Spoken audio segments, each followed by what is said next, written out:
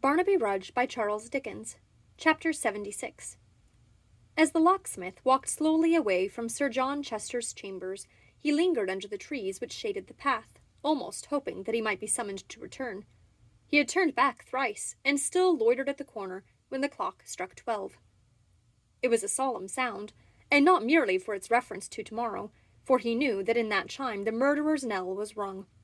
He had seen him pass along the crowded street, amidst the execration of the throng, and marked his quivering lip and trembling limbs, the ashy hue upon his face, his clammy brow, the wild distraction of his eye, the fear of death that swallowed up all other thoughts, and gnawed without cessation at his heart and brain.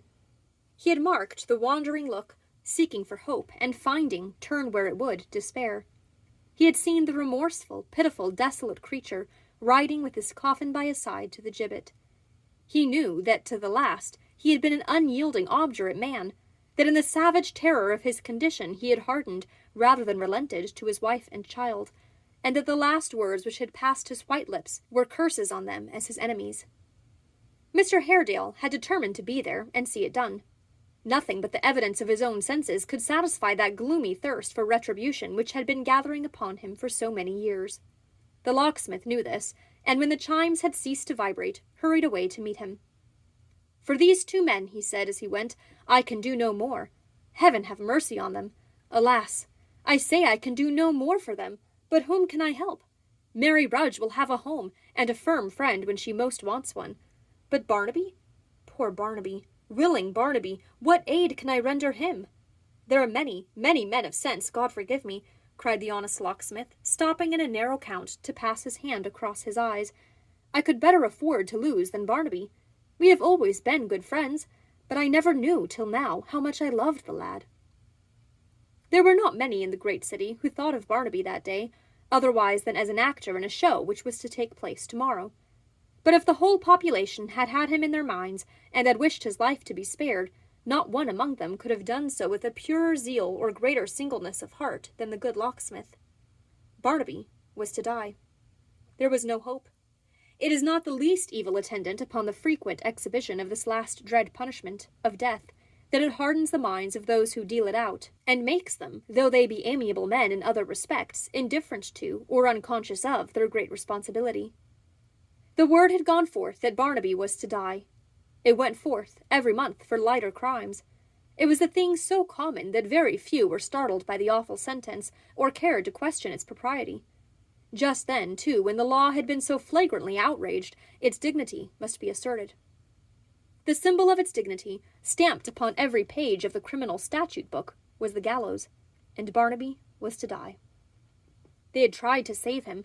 The locksmith had carried petitions and memorials to the fountainhead with his own hands, but the well was not one of mercy, and Barnaby was to die. From the first, his mother had never left him, save at night, and with her beside him he was, as usual, contented. On this last day he was more elated and more proud than he had been yet, and when she dropped the book she had been reading to him aloud and fell upon his neck, he stopped in his busy task of folding a piece of crape about his hat, and wondered at her anguish.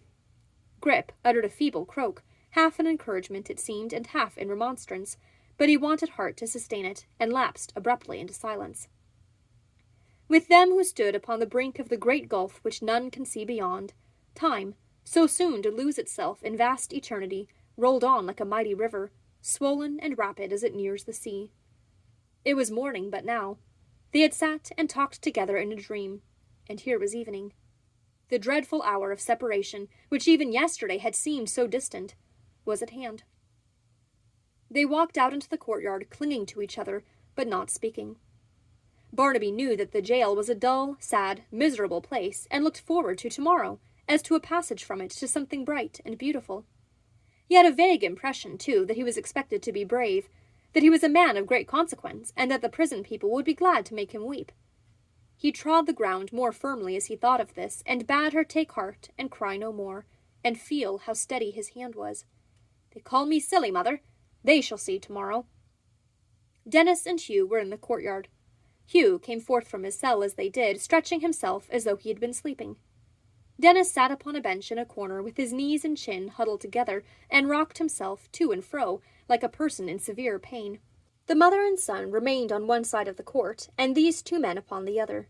Hugh strode up and down, glancing fiercely every now and then at the bright summer sky, and looking round, when he had done so, at the walls.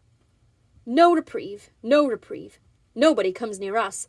There's only the night left now, moaned Dennis faintly, as he wrung his hands. Do you think they'll reprieve me in the night, brother? I've known reprieves come in the night afore now. I've known 'em come as late as 5, 6, and 7 o'clock in the morning. Don't you think there's a good chance yet? Don't you? Say you do, young man, whined the miserable creature, with an imploring gesture towards Barnaby, or I shall go mad. Better be mad than sane here, said Hugh. Go mad.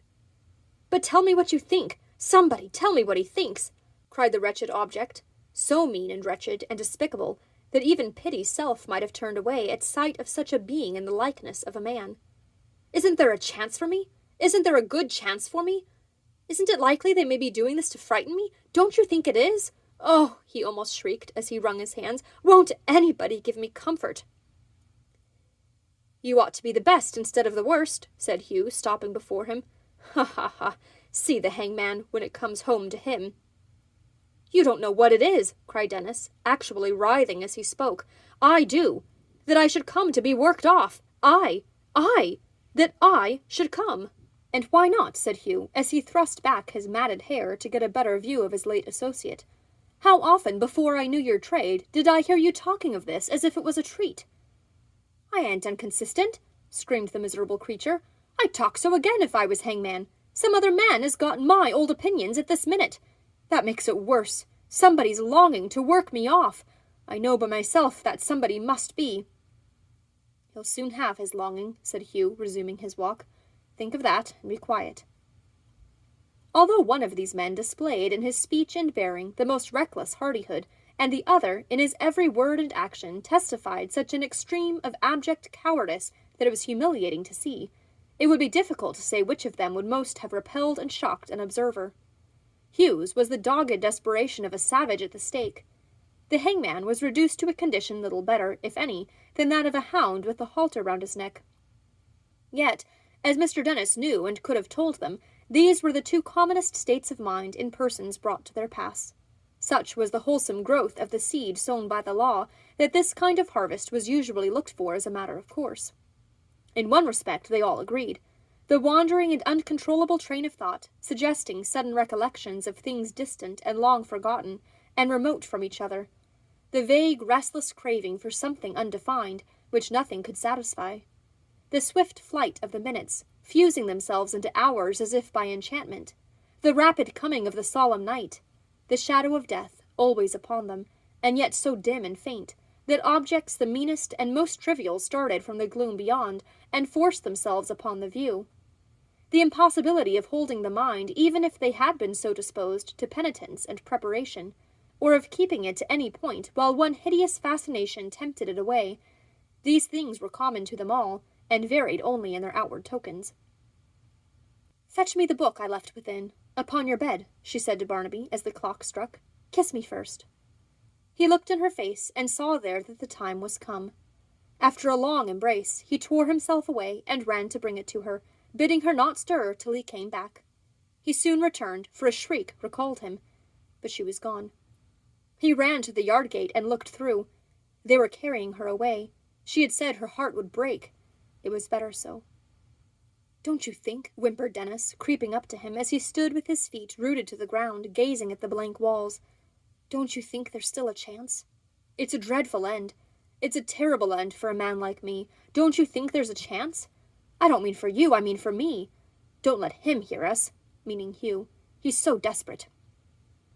Now then, said the officer, who had been lounging in and out with his hands in his pockets, and yawning as if he were in the last extremity for some subject of interest. It's time to turn in, boys. Not yet, cried Dennis, not yet. Not for an hour yet. I say, your watch goes different from what it used to, returned the man. Once upon a time it was always too fast. It's got the other fault now. My friend, cried the wretched creature, falling on his knees. My dear friend, you always were my dear friend. There's some mistake. Some letter has been mislaid, or some messenger has been stopped upon the way. He may have fallen dead. I saw a man once fall down dead in the street myself, and he had papers in his pocket. Send to inquire. Let somebody go to inquire. They never will hang me. They never can. Yes, they will, he cried, starting to his feet with a terrible scream. They'll hang me by a trick, and keep the pardon back.